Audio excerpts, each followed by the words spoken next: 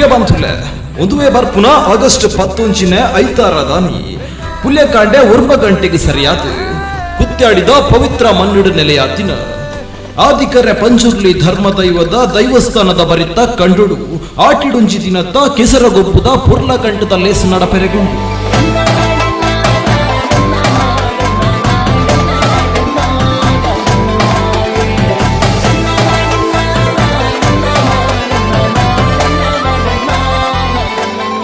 ಅಂದು ಬಂಧುಗಳೇ, ನಮ್ಮ ಪಿರಿಯಾಕಲ್ನ ಬಂಗದ ಕಾಲ ಆಟಿಡು